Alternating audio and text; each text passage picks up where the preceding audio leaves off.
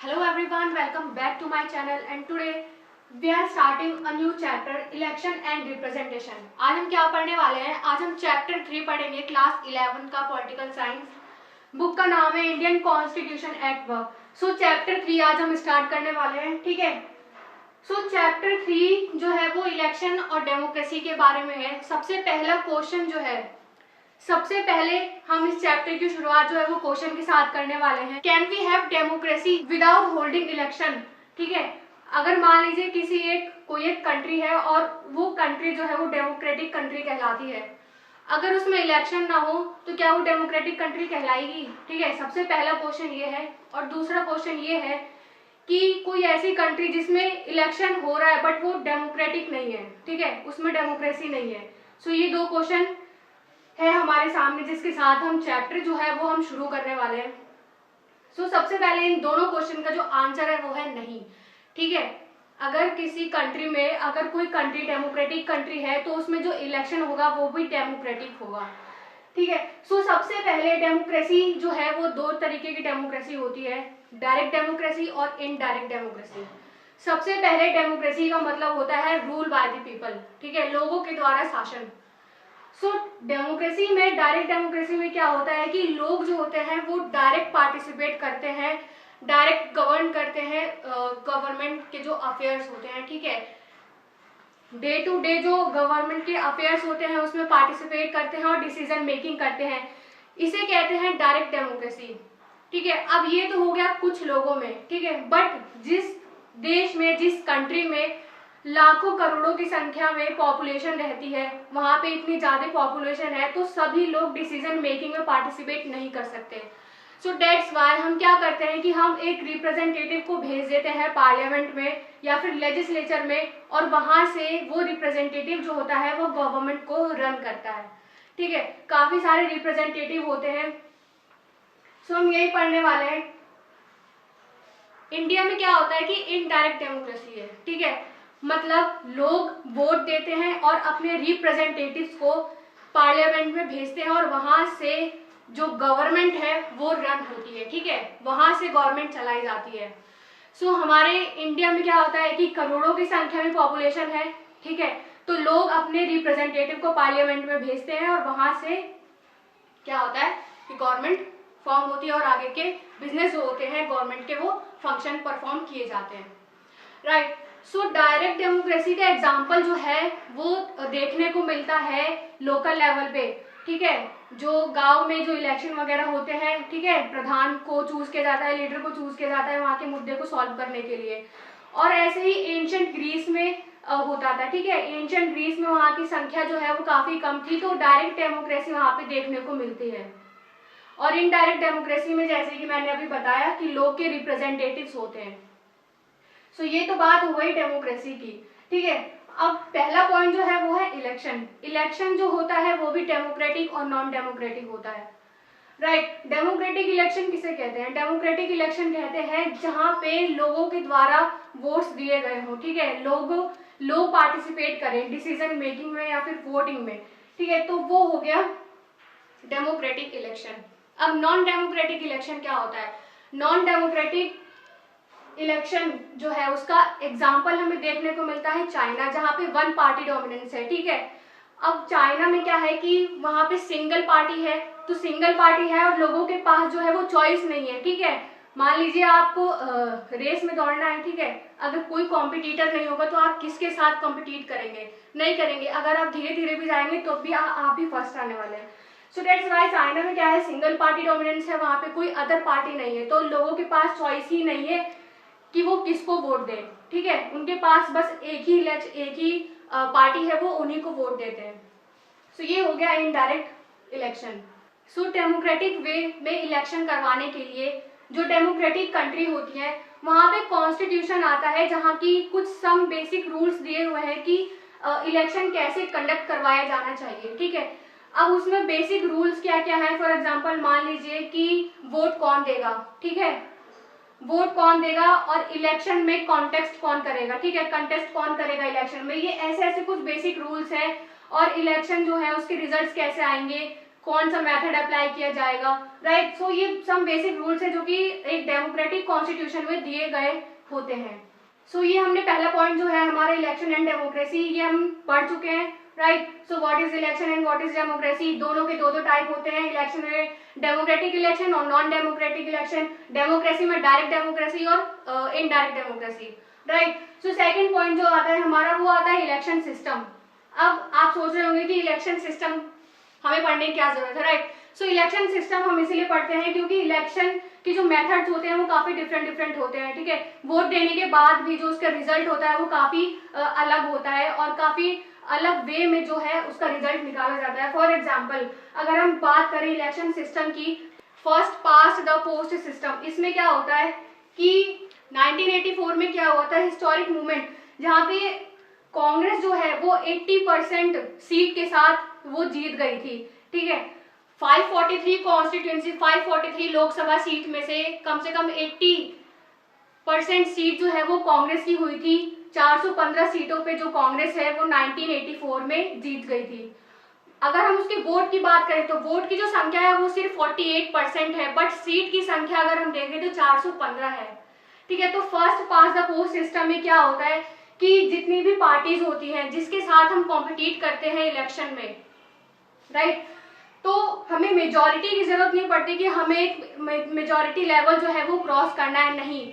First pass the post system में क्या होता है कि हम जिसके साथ कॉम्पिटिट कर रहे हैं बस उनसे थोड़ा सा ऊपर या फिर थोड़ा ज्यादा जो सीट है वो हम जीते, मतलब ऐसा होना चाहिए। अगर हम सीट थोड़ी ज्यादा जीत गए तो first pass the post system में, इलेक्शन सिस्टम में हम जो है वो अपनी गवर्नमेंट फॉर्म कर सकते हैं, राइट। 1984 में क्या हुआ था, 80% सीट के साथ कांग्रेस जो है वो जीत गई थी, जो कि इतिहास में ऐसा पहली बार हुआ था, राइट। 48% वोट और 415 सीट के साथ कांग्रेस जीत गई। तो ऐसा कैसे हुआ? ऐसा इसलिए हुआ क्योंकि हमने इंडिया में first pass the post system को एडॉप्ट किया हुआ है, राइट। सेकेंड जो मेथड आता है वो आता है पीआर सिस्टम। पीआर सिस्टम मतलब प्रोपोर्शनल रिप्रेजेंटेशन। अब प्रोपोर्शनल रिप्रेजेंटेशन में क्या होता है, सबसे पहले अगर हम बात करें इजराइल की, राइट, तो इजराइल में क्या होता है, देखिए मान लीजिए पूरी एक कंट्री है, पूरी एक कंट्री है और उसमें डिफरेंट पॉलिटिकल पार्टीज है और वो एक साथ जो है वो इलेक्शन में कॉन्टेस्ट कर रहे हैं, ठीक है, पार्टिसिपेट कर रहे हैं। सो इसमें डिफरेंट पॉलिटिकल पार्टी है और जितने प्रपोर्शन में उनको वोट मिलेगा, मान लीजिए पॉलिटिकल पार्टी ए है, बी है, सी है और डी है, राइट। तो जितने जितने प्रपोर्शन में इसको वोट मिला, फॉर एग्जांपल मान लीजिए पार्टी ए को मिला 30%, 30 के प्रपोर्शन में वोट, तो इसके 30% वोट जो इनको मिला, इतने ही प्रपोर्शन में ये अपने कैंडिडेट को चूज करके भेजेंगे अपने पार्लियामेंट में, इजराइल की जो पार्लियामेंट होगी। ऐसे ही पॉलिटिकल पार्टी बी जो है, पॉलिटिकल पार्टी बी जो है वो भी ऐसे ही करेगी, जितने प्रपोर्शन में उसको वोट मिलेगा उतने प्रपोर्शन में वो अपने कैंडिडेट को उतार देगी पार्लियामेंट में अपने। सो वहाँ प्रोपोर्शनल रिप्रेजेंटेशन में क्या होता है कि कोई भी एक छोटा ग्रुप भी है तो उसको भी जितने प्रोपोर्शन में वोट मिला है वो भी जाके पार्लियामेंट में बैठ सकता है और वहां से गवर्नमेंट की जो एक्टिविटी है वो उसे रन कर सकता है, राइट। सो प्रोपोर्शनल रिप्रेजेंटेशन की एक खासियत ये भी है कि छोटे ग्रुप या फिर छोटे जो लोग माइनॉरिटी में हैं उनको भी जो है वो पार्टिसिपेशन करने का मौका मिल जाता है और वो भी गवर्नमेंट में आ सकता है। सो ये वाला जो हो गया प्रोपोर्शनल रिप्रेजेंटेशन, इसमें काफी मेथड है। लाइक एक मेथड हमने पढ़ लिया इजराइल वाला, जहाँ पे एक पूरा देश होता है और वही देश जो है वो एक कॉन्स्टिट्यूएंसी हो जाता है, उसमें डिफरेंट पॉलिटिकल पार्टीज होती हैं। और एक पुर्तगाल या फिर अर्जेंटीना है जहाँ पे ये सिस्टम अडॉप्ट किया जाता है कि पूरी एक कंट्री है और उसको डिफरेंट कॉन्स्टिट्यूएंसी में डिवाइड कर दिया जाता है। और डिवाइड करने के बाद जैसे मान लीजिए ये पूरी एक कॉन्स्टिट्यूएंसी है, इस कॉन्स्टिट्यूएंसी में हमने डिवाइड कर दिया। अब इस पर्टिकुलर कॉन्स्टिट्यूएंसी में इस कॉन्स्टिट्यूएंसी में डिफरेंट पॉलिटिकल पार्टीज हैं। अब इस पर्टिकुलर कॉन्स्टिट्यूएंसी में जितनी पॉलिटिकल पार्टी होगी और उनका जो वोट का प्रोपोर्शन होगा, उस वोट के प्रोपोर्शन पे हर एक पॉलिटिकल पार्टी जो है वो अपने कैंडिडेट को उतारेगी और पार्लियामेंट में भेजेगी।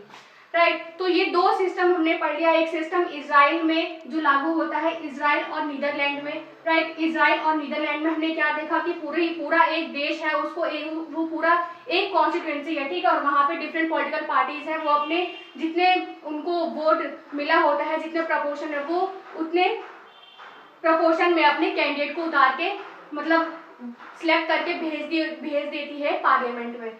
और दूसरा मैटर हमने देखा कि पूरा एक देश जो है उसको डिफरेंट काफी छोटे छोटे कॉन्स्टिट्यूएंसी में डिवाइड कर दिया, और एक पर्टिकुलर कॉन्स्टिट्यूएंसी में डिफरेंट पॉलिटिकल पार्टीज हैं, और उन डिफरेंट पॉलिटिकल पार्टीज में जितने प्रपोर्शन में उनको वोट मिलेगा उतने प्रपोर्शन वो अपने कैंडिडेट को भेज देगा। सो दो सिस्टम ये हमने पढ़ लिया। तीसरा सिस्टम जो है वो इंडिया में अडॉप्ट किया जाता है, सिंगल ट्रांसफरेबल वोट है, उसकी बात हम थोड़ी देर के बाद करेंगे, राइट। सो पीआर और एफपीटीपी हम पढ़ चुके हैं। सबसे पहले हम इनका कंपैरिजन देख लेते हैं कि इनका कंपैरिजन क्या है। देखिए, FPTP, country is divided into small geographical unit called constituency. So FPTP में क्या होता है कि एक कंट्री होती है पूरी, और उस कंट्री को स्मॉल ज्योग्राफिकल एरिया में जो डिवाइड कर दिया जाता है, राइट। सो अगर हम दूसरी की बात करें, पीआर की, मतलब प्रोपोर्शनल रिप्रेजेंटेशन की, तो एंटायर कंट्री में be a single constituency.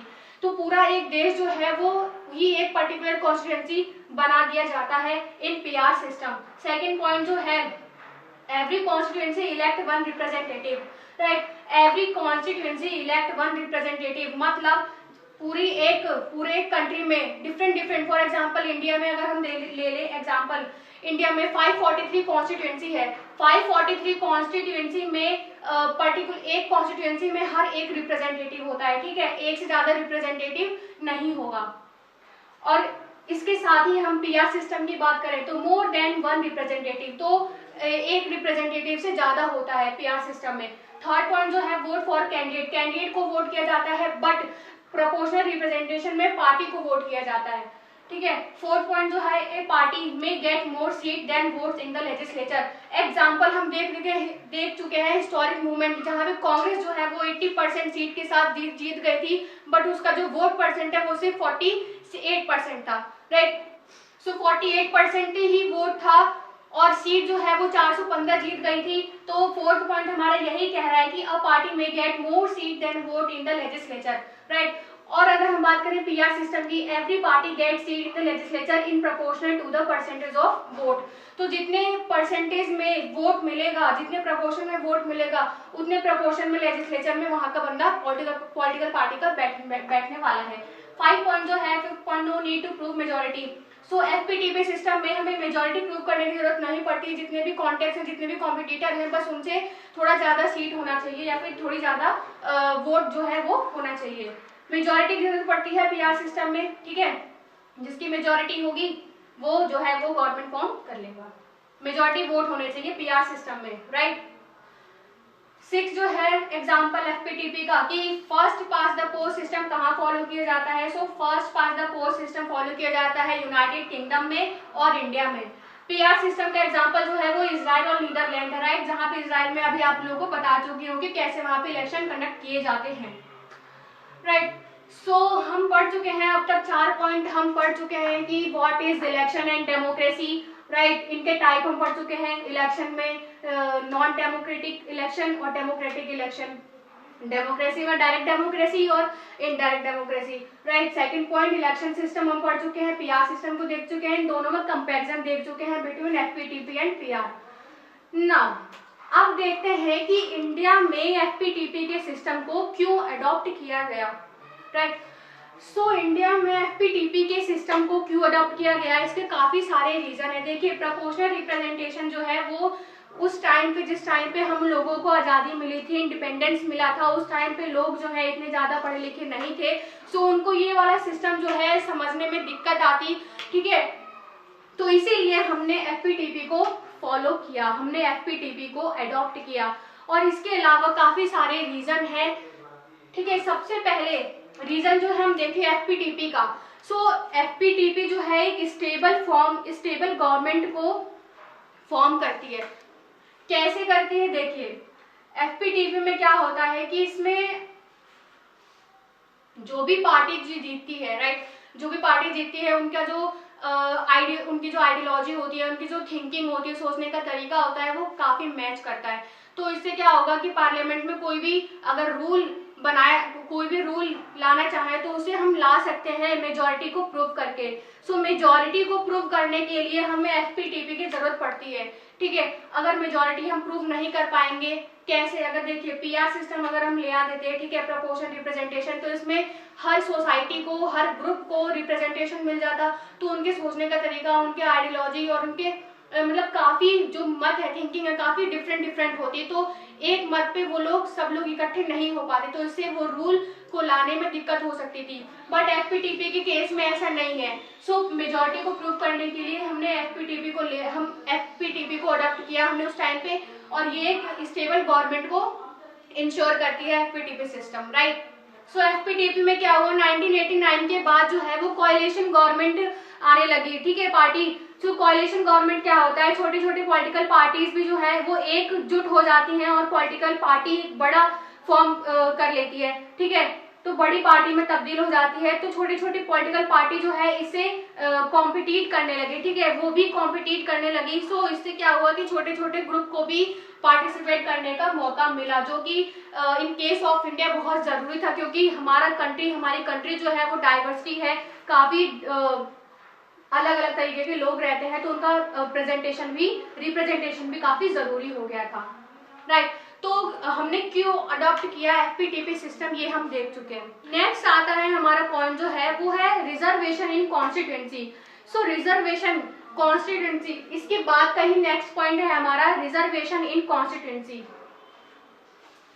6 point है हमारा रिजर्वेशन इन कॉन्स्टिट्यूएंसी। तो इसमें क्या है कि जितने जो लोग माइनॉरिटी में थे, ठीक है, जैसे हमारे ट्राइबल पीपल जो है वो उस टाइम पे माइनॉरिटी में थे, तो उनको भी रिप्रेजेंटेशन देने का, जैसे मान लीजिए 543 कॉन्स्टिट्यूएंसी है हमारे, जब भी इलेक्शन होता है तो 543 कॉन्स्टिट्यूएंसी में हमें इंडिया को डिवाइड कर दिया जाता है। तो जहां जहां सीट रिजर्व की गई होगी, ठीक है, ट्राइबल पीपल की, उस सीट पे सिर्फ ट्राइबल लोग ही, ट्राइबल कम्युनिटी का कैंडिडेट ही खड़ा हो सकता है। तो ऐसे करके हमने जो रिजर्वेशन है वो हम लेके आए। लोकल लेवल पे अगर हम बात करें तो वुमेन के लिए रिजर्व है सीट, ठीक है, रिजर्वेशन है वुमेन्स के लिए। बट अगर हम लोकसभा की बात करें तो लोकसभा में या फिर लेजिस्लेचर में वुमेन्स का जो रिजर्वेशन है वो नहीं है, ठीक है। काफी बार जो है वो मतलब ऐसा रखा गया, रूल ले आया गया, बट वो एग्जिस्टेंस में नहीं आया, ठीक है। सो वुमेन्स का पार्टिसिपेशन, वुमेन्स के लिए रिजर्वेशन नहीं है, कहाँ पे?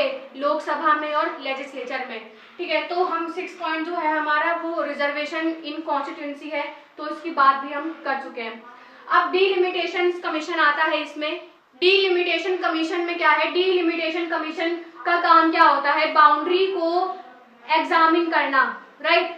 सो बाउंड्री को एग्जामिन करना कि कहाँ कहाँ इलेक्शन होंगे, पूरे इलेक्टोरल लिस्ट को प्रिपेयर करना काम होता है डीलिमिटेशन कमीशन का। सो डीलिमिटेशन कमीशन जो है उसका काम होता है कि किस कॉन्स्टिट्यूएंसी में कौन सा सीट रिजर्व है, किस कैंडिडेट के लिए रिजर्व है, राइट, कौन कौन सी कितनी कॉन्स्टिट्यूएंसी है, कौन कौन से डिस्ट्रिक्ट है जहाँ पे सीट रिजर्व की गई है, कितना एरिया है जो कि कवर किया गया है फॉर कॉन्स्टिट्यूएंसी, राइट। सो ये पूरा जो काम होता है ये होता है डीलिमिटेशन कमीशन का। सो डीलिमिटेशन कमीशन के बाद रिजर्वेशन का मुद्दा लाया गया हमारे इंडिया में। वो लाना इतना जरूरी हो गया था क्योंकि जैसे कि मैं बता चुकी हूँ कि बहुत छोटी छोटी पार्टीज थी, ठीक है, इतनी डाइवर्सिटी है, तो हर पीपल को रिप्रेजेंटेशन देना बहुत ज्यादा जरूरी हो गया था उस टाइम पे। सो नेक्स्ट हेडिंग जो है 6 पॉइंट का हम बात कर चुके हैं, 6 पॉइंट हम देख चुके हैं रिजर्वेशन इन कॉन्स्टिट्यूएंसी। 7th पॉइंट जो है, 7th पॉइंट हमारा है वो है free and fair election. So free and fair election कैसे होगा, ठीक है। फ्री एंड फेयर इलेक्शन जो है वो इंश्योर करता है कि एक कंट्री जो है वो डेमोक्रेटिक कंट्री है कि नहीं है। सो रिलेशन एक टाइप से हम देख सकते हैं डेमोक्रेसी में और फ्री एंड फेयर इलेक्शन में। जिस कंट्री में फ्री एंड फेयर इलेक्शन होगा वो कंट्री डेमोक्रेटिक कंट्री कहलाएगी। अब फ्री एंड फेयर इलेक्शन कैसे? फ्री एंड फेयर इलेक्शन ऐसे कि मान लीजिए कोई एक आम व्यक्ति है जो कंट्री में रहता है, ठीक है, वो अपने हिसाब से, अपने चॉइस के हिसाब से पूरी फ्रीली होके वो वोट करने जा सके, वोट देने जा सके, राइट। अगर मान लीजिए आप किसी बंदे को डरा धमका के आप वोट दिलवाएंगे तो ये एक फ्री और फेयर तरीका नहीं है, ठीक है, फ्री एंड फेयर तरीका ये नहीं होगा।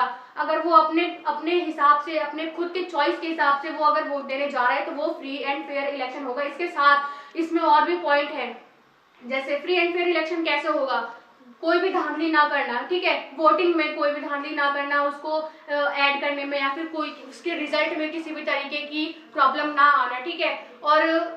और भी इसमें काफी सारे पॉइंट है, लाइक इलेक्शन जो है वो लेजिटिमेट होना चाहिए, राइट। सो कोई अगर मान लीजिए वो लेजिटिमेट नहीं है तो फ्री एंड फेयर कैसे हुआ वो फिर, और फ्री एंड फेयर नहीं हुआ तो एक डेमोक्रेटिक इलेक्शन कैसे हुआ, राइट। तो डेमोक्रेसी में फ्री एंड फेयर इलेक्शन कराना बहुत ज्यादा जरूरी हो गया। So free and fair election कराने के लिए सबसे पहले हमारा जो क्वेश्चन था कि कौन वोट दे सकता है, ठीक है। सो वोट देने के लिए हम यूनिवर्सल एडल्ट फ्रेंचाइज 1989 तक जो है वो 21 एज थी, ठीक है, 21 साल का जो मतलब एक व्यक्ति था वो वोट देने जा सकता था। बट 1989 के बाद क्या हुआ, 21 साल की एज जो थी उसे घटा के 18 साल कर दिया गया। सो 18 साल का जो कैंडिडेट होगा, 18 साल का जो इंडिविजुअल व्यक्ति होगा वो एडल्ट कहलाएगा, और एडल्ट जो है वो एलिजिबल होता है इलेक्शन में पार्टिसिपेट करने के लिए, इलेक्शन में वोट देने के लिए, राइट। सो ये पॉइंट था हमारा universal adult franchise. And right to contest, ठीक है, राइट टू कॉन्टेस्ट में मतलब इलेक्शन में कॉन्टेस्ट करना, इलेक्शन में पार्टिसिपेट करना, जैसे पॉलिटिकल पार्टीज होती हैं। सो इलेक्शन में कॉन्टेस्ट करना जो है वो एक नॉन डिस्क्रिमिनेशन को फॉलो करता है, इक्वालिटी के बेस पर है इलेक्शन में कॉन्टेस्ट करना। सो इलेक्शन में कॉन्टेस्ट करने का मतलब है कि हमारे सोसाइटी में जो है वो इक्वालिटी है, कोई भी बंदा जो कॉन्टेस्ट कर सकता है, बट कुछ एक्सेप्शन है। देखिए कौन कौन कॉन्टेस्ट कर सकता है, राइट। अब इलेक्शन में कौन खड़ा हो सकता है, सबसे पहले आपकी उम्र होनी चाहिए 25 साल, ठीक है, 25 साल की उम्र होनी चाहिए, ठीक है, असेंबली में इलेक्शन के पद पे खड़े होने के लिए और लोकसभा के लिए। सो 25 साल की उम्र आपकी कंप्लीट होनी चाहिए, इससे पहले आप जो है वो कॉन्टेस्ट नहीं कर सकते। यहाँ पे कुछ ऐसा सिस्टम नहीं है कि किसी की अगर इनकम कम है, ठीक है, इनकम के बेस पे डिस्क्रिमिनेशन नहीं किया गया, इनकम के बेस पे डिस्क्रिमिनेशन नहीं किया गया इंडिया में, ठीक है। कोई भी इंसान जो 25 साल का हो गया है वो इलेक्शन में कॉन्टेस्ट कर सकता है, ठीक है। कुछ एक्सेप्शन है, जैसे इम्प्रिजनमेंट, ठीक है, जेल वगैरह, या फिर कोई मतलब डिस्क्वालीफाई, इस बेस पे उसे डिस्क्वालीफाई किया जा सकता है इलेक्शन के कॉन्टेस्ट से, मतलब इलेक्शन से उसे बाहर किया जा सकता है अगर इम्प्रिजनमेंट का केस अगर उस पर आ गया है तो। इसके साथ साथ independent election commission, independent election commission article 324 का क्लॉज 1 जो है वो सुपरवाइज करता है इलेक्शन कमीशन को, कि इलेक्शन कमीशन जो है वो लेजिस्लेचर का, इसके साथ ही साथ लोकसभा का प्रेसिडेंट का, वाइस प्रेसिडेंट का जो इलेक्शन होता है वो इसे सुपरवाइज कर सकता है, राइट। कौन सा आर्टिकल, आर्टिकल 324 का क्लॉज 1, आर्टिकल 324 का क्लॉज 1 सुपरवाइज करता है इलेक्शन कमीशन को कि वो लोकसभा का इलेक्शन, प्रेसिडेंट का इलेक्शन, वाइस प्रेसिडेंट का इलेक्शन और लेजिस्लेचर का इलेक्शन, बट देखिएगा, बट वो जो है लोकल लेवल का इलेक्शन नहीं कराता है। इलेक्शन कमीशन जो है वो लोकल लेवल का इलेक्शन नहीं कराता। सो एक क्वेश्चन यहाँ पे आता है कि लोकल लेवल का इलेक्शन जो है वो कौन कराता है। नीचे कमेंट सेक्शन में आप लोग कमेंट करके बताइएगा कि लोकल लेवल पे कौन सी बॉडी है जो इलेक्शन कंडक्ट कराती है। लोकल लेवल मतलब स्टेट के नीचे जितने भी डिस्ट्रिक्ट हैं उन डिस्ट्रिक्ट में कैसे कैसे इलेक्शन होंगे, ठीक है, ब्लॉक लेवल पे, डिस्ट्रिक्ट लेवल पे कैसे इलेक्शन होंगे और कौन इसका जिम्मा उठाता है, कौन सी बॉडी है जो इलेक्शन कंडक्ट करवाती है, ठीक है, लोकल लेवल पे। आप लोग नीचे कमेंट सेक्शन में कमेंट करके जल्दी बताइए। तो यहाँ पे हमने देख लिया इलेक्शन कमीशन जो क्या इंडिपेंडेंट, आगे वर्ड दिया हुआ है इंडिपेंडेंट इलेक्शन कमीशन। सो इलेक्शन कमीशन जो है वो इंडिपेंडेंट है, किसी के प्रेशर में नहीं है, ना किसी एग्जीक्यूटिव के प्रेशर में है, ना किसी लेजिस्लेचर जो पार्लियामेंट में बैठा हुआ है, ना उसका कोई बाउंडेशन है ऑन इलेक्शन कमीशन, ठीक है, ऐसा कुछ नहीं है। इलेक्शन कमीशन जो है पूरी इंडिपेंडेंट है, वो अपने खुद के डिसीजंस ले सकती है, ठीक है। कौन से कहाँ लेगी डिसीजन? इलेक्शन में, ठीक है, कि इलेक्शन के जो रिजल्ट होंगे वो फ्री एंड फेयर होंगे, ये इंश्योर कराना इलेक्शन कमीशन का काम है। और ये आर्टिकल दिया हुआ है 324 का क्लॉज 1।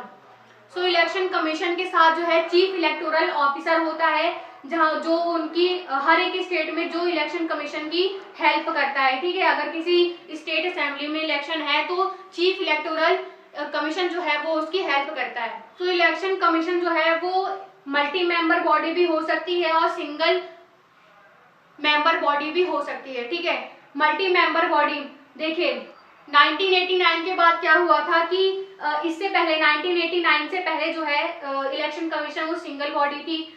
सो 1989 के बाद क्या हुआ कि जो एज थी वो 21 से घटाकर 18 कर दी गई। तो इससे क्या हुआ, पॉपुलेशन बढ़ गई, और पॉपुलेशन बढ़ी तो वर्कलोड ज्यादा बढ़ा तो इलेक्शन कमीशन की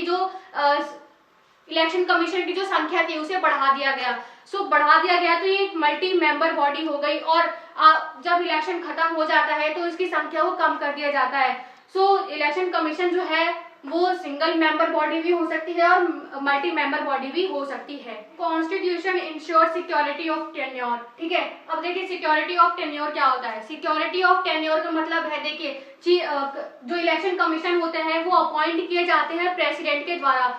सो प्रेसिडेंट ने अपॉइंट किया है तो वो प्रेसिडेंट के अंडर में सिक्योरिटी ऑफ टेन्योर को एंजॉय करते हैं। सो सिक्योरिटी ऑफ टेन्योर मतलब उनको कोई भी उनके ऑफिस से हटाएगा नहीं, बट अगर उनके ऊपर कुछ ऐसे केसेस या चार्जेस लग जाते हैं तो उनको हटाया जा सकता है।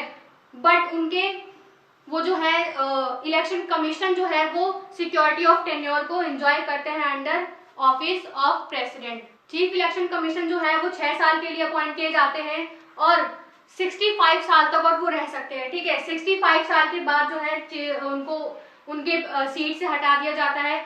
65 साल और 6 साल, अगर इसमें से कोई एक क्राइटेरिया जो पहले पूरा हो जाता है उसको मान लिया जाता है, राइट। सो ये है उनको हटाने का जो है प्रोसेस। 2 प्रोसेस है क्या, पहला प्रोसेस 65 साल की एज होनी चाहिए, सेकंड प्रोसेस जो है 6 साल का उनका टेन्योर जो है वो कंप्लीट हो जाना चाहिए। और उनको हटाने के लिए, ठीक है, अगर मान लीजिए कुछ ऐसा केस आ जाता है कि उनको हटाना पड़ जाए तो हटाने के लिए जो है वो उनको स्पेशल मेजोरिटी से हटाया जा सकता है, ठीक है। अब स्पेशल मेजोरिटी क्या होती है, स्पेशल मेजोरिटी में 2 रूल आते हैं। सबसे पहला जो है वो 2/3 majority of present and voting, ठीक है। 2/3 मेजोरिटी मतलब पार्लियामेंट में जितने भी लोग आए होंगे उसका 2/3, ठीक है, 2/3 का वोट चलेगा और उसके बाद उनकी मेजोरिटी प्रूव होनी चाहिए। सेकंड पॉइंट जो है स्पेशल मेजोरिटी में वो है simple majority of total membership, मतलब जिस दिन पार्लियामेंट में टोटल मेंबरशिप की जो है सिंपल मेजोरिटी होगी उसे कहते हैं special majority. So first point जो है एक तो 2/3 of member present and voting, second point जो है वो है simple majority of total membership, ठीक है। सो ये 2 पॉइंट आते हैं स्पेशल मेजोरिटी में। सो स्पेशल मेजोरिटी में 2/3 की वोटिंग चाहिए और सिंपल मेजोरिटी चाहिए टोटल मेंबरशिप की, ठीक है। सो ये 2 पॉइंट आते हैं हमारे स्पेशल मेजोरिटी में। सो स्पेशल मेजोरिटी लगती है एक इलेक्शन कमीशन को हटाने के लिए, इलेक्शन कमीशन के मेंबर को हटाने के लिए। सो अब हम बात करते हैं कि इलेक्शन कमीशन का फंक्शन क्या होता है। हमने अपॉइंट की बात कर ली, ठीक है, हमने उनका अपॉइंटमेंट देख लिया कि कौन अपॉइंटमेंट करता है, तो प्रेसिडेंट अपॉइंटमेंट करते हैं। और हमने सिक्योरिटी ऑफ टेन्योर देख लिया कि प्रेसिडेंट के अंडर वो अपनी सिक्योरिटी ऑफ टेन्योर को एंजॉय करते हैं। हमने उनका रिमूवल देख लिया, कैसे रिमूवल होता है, by special majority. Special majority में 2 पॉइंट आते हैं, 2/3 चाहिए of total membership, 2/3 present and voting चाहिए, राइट, और सिंपल मेजोरिटी चाहिए ऑफ टोटल मेंबरशिप। अब हम बात करते हैं कि इसका फंक्शन क्या होता है, ठीक है। फंक्शन इलेक्शन कमीशन का, तो देखिए जो वोटर लिस्ट होती है, जितने भी लोग होते हैं देश के, तो उनकी जो पूरी लिस्ट तैयार करनी होती है वो काम होता है इलेक्शन कमीशन का, ठीक है, वोटर लिस्ट को प्रिपेयर करना। अब इलेक्शन की टाइमिंग को फिक्स करना, ठीक है, और इलेक्शन की टाइमिंग को फिक्स करना, उसके डेट को फिक्स करना, उस दिन कौन सा दिन होगा, ये सब फिक्स करना का जो काम होता है वो इलेक्शन कमीशन का होता है। अगर इलेक्शन में अगर कोई धांधली पाई जाती है, उसके रिजल्ट में कोई प्रॉब्लम हो, ठीक है, या फिर जो कैंडिडेट हैं, जो पॉलिटिकल पार्टी है, अगर वो कोई इसमें कोई क्राइम कर देती है इन इलेक्शन में, तो जो इलेक्शन कमीशन जो है वो एक तरीके से जुडिशरी का भी काम करती है, ठीक है, पनिशमेंट भी करती है, ठीक है। जुडिशरी का काम इस तरीके से, मतलब जो पनिशमेंट का काम होता है वो इलेक्शन कमीशन दे सकता है। अगर वोटिंग में, अगर इलेक्शन के रिजल्ट्स में किसी पॉलिटिकल पार्टी के मेंबर ने अगर कुछ उसमें गड़बड़ी टाइप कर रखी है, तो वो जो है उसे पनिशमेंट भी किया जा सकता है बाय इलेक्शन कमिश्नर। सो ये कुछ फंक्शन थे इलेक्शन कमीशन के, जो इलेक्शन कमीशन के मेंबर को जो परफॉर्म करते हैं, राइट। सो अब हम देखते हैं इलेक्टोरल रिफॉर्म, नेक्स्ट और लास्ट पॉइंट जो है इस चैप्टर का। इसके बाद ये चैप्टर जो है वो खत्म हो जाएगा, इलेक्टोरल रिफॉर्म। अब इलेक्टोरल रिफॉर्म में क्या दिया है, देखिए हम जो है वो एफपीटीपी को फॉलो करते हैं। सो एफपीटीपी में देखिए हर सिस्टम को अडॉप्ट करने का उसके कुछ एडवांटेज है, कुछ डिसएडवांटेज है। सो ऐसी एफपीटीपी सिस्टम में भी एडवांटेज और डिसएडवांटेज है। अब एफपीटीपी में क्या होता है कि जो पॉलिटिकल पार्टी जीत जाती है, ठीक है, जो मेजोरिटी में है, जो जीत जाती है, वो अपने गवर्नमेंट को फॉर्म कर लेती है। फॉर्म कर लेने के बाद जो है वो छोटी छोटी पॉलिटिकल पार्टी जो होते हैं, जो सोशल ग्रुप्स होते हैं, तो वो जो है वो माइनॉरिटी में जो आते हैं उनको रिप्रेजेंटेशन नहीं मिल पाता। सो रिप्रेजेंटेशन नहीं मिल पाता, तो इलेक्टोरल रिफॉर्म जो है उसमें सजेशन दिया हुआ है, ठीक है, कि क्या हमें सुधार करना चाहिए, ठीक है। तो सुधार करने चाहिए में पहला पॉइंट यह दिया हुआ है कि हमें एफपीटीपी सिस्टम को जो है उसे चेंज करके और पीआर सिस्टम को अडॉप्ट करना चाहिए, ठीक है। ये इलेक्टोरल रिफॉर्म में दिया हुआ है। सो इसके साथ नेक्स्ट जो है वो बात करता है वुमेन्स के रिजर्वेशन की, कि 1/3 जो है वो वुमेन्स का रिजर्वेशन होना चाहिए। कहाँ पे, लोकसभा में और स्टेट असेंबलीज में। एटलीस्ट 1/3 रिजर्वेशन की बात करता है, ठीक है, कि इलेक्टोरल रिफॉर्म कि 1/3 जो है वो वुमेन्स को रिजर्वेशन दिया जाना चाहिए लोकसभा में और स्टेट असेंबली में। हालांकि लोकल लेवल पे रिजर्वेशन है, ठीक है, वुमेन्स को रिजर्वेशन दिया गया है, बट बड़े लेवल यानी कि पार्लियामेंट में और स्टेट असेंबली में ऐसा कोई प्रावधान नहीं है। सो इलेक्टोरल रिफॉर्म में जो है कुछ सजेशंस दी हुई है कि क्या हमें सुधार करना चाहिए। सो पहला पॉइंट हमने देख लिया, एफपीटीपी को हटा के पीआर सिस्टम को अडॉप्ट करना चाहिए। सेकंड पॉइंट जो है वुमेन्स को रिजर्वेशन देना चाहिए। सो वुमेन्स को रिजर्वेशन देना चाहिए, ये पॉइंट एक अच्छा पॉइंट है, ठीक है। वुमेन्स का भी आना चाहिए क्योंकि पार्लियामेंट में जो है काफी कम वुमेन है, बहुत ही कम, ठीक है, रिप्रेजेंटेशन हमें देखने को मिलता है। दैट्स वाई कहीं ना कहीं हमें जो है वो वुमेन्स का रिप्रेजेंटेशन एक कंपलसरी मुद्दा है, राइट। सो थर्ड पॉइंट जो है वो है कि कैंडिडेट ने अगर मतलब कोई क्राइम किया है तो उसे इलेक्शन में कॉन्टेस्ट ना किया जाना चाहिए, ठीक है। ये इसमें दिया हुआ है इलेक्टोरल रिफॉर्म में। इसके साथ ही साथ क्या होता है कि जब भी इलेक्शंस नजदीक आ रहे होते हैं तो पॉलिटिकल पार्टी जो है वो मनी को कहीं ना कहीं बीच में ले आती है, ठीक है, पैसे को ले आती है। ऐसा नहीं होना चाहिए, ठीक है, ऐसा नहीं होना चाहिए, दिया हुआ है इलेक्टोरल रिफॉर्म में। सो मनी का यूज नहीं होना चाहिए। अब क्या होता है कि बड़ी बड़ी कंपनियां जो होती हैं, बड़ी बड़ी कंपनियों को इलेक्शन के टाइम पे जो पॉलिटिकल पार्टी होती हैं वो मतलब पैसे दे देती हैं, और जब वो एग्जिस्टेंस में, मतलब जब वो गवर्नमेंट फॉर्म कर लेती है, इसके बाद जो है वो कुछ ऐसे गवर्नमेंट पार्टी जो है वो कुछ ऐसे रूल्स रेगुलेशंस लेके आती हैं जो कि बेनिफिट पहुंचाते हैं बड़े बड़े कंपनी और इंडस्ट्री को, राइट। सो कहीं ना कहीं इन दोनों के बीच में तालमेल ऐसे बैठता है। सो इसे कहीं ना कहीं सुधार करने की जरूरत है। There should be completely ban on use of caste and religious appeals, right. So इस तरीके से हम जो है वो एक डेमोक्रेटिक तरीके से इलेक्शन करा सकते हैं। अगर इस प्रोसेस से हम इलेक्शन कराएंगे तो हमारी कंट्री एक डेमोक्रेटिक कंट्री कहलाएगी, ठीक है। So free and fair election होना चाहिए। फ्री एंड फेयर इलेक्शन के लिए हमारे कंट्री में इलेक्शन कमीशन है और उनको हेल्प करने के लिए हर स्टेट में चीफ इलेक्टोरल ऑफिसर होता है। तो हमने देख लिया है और इसी के साथ हमारा पूरा चैप्टर जो है वो आज खत्म होता है, ठीक है दोस्तों। और अगर थोड़ी सी भी हेल्पफुल वीडियो लगी हो तो चैनल सब्सक्राइब करना ना भूलें। Thank you.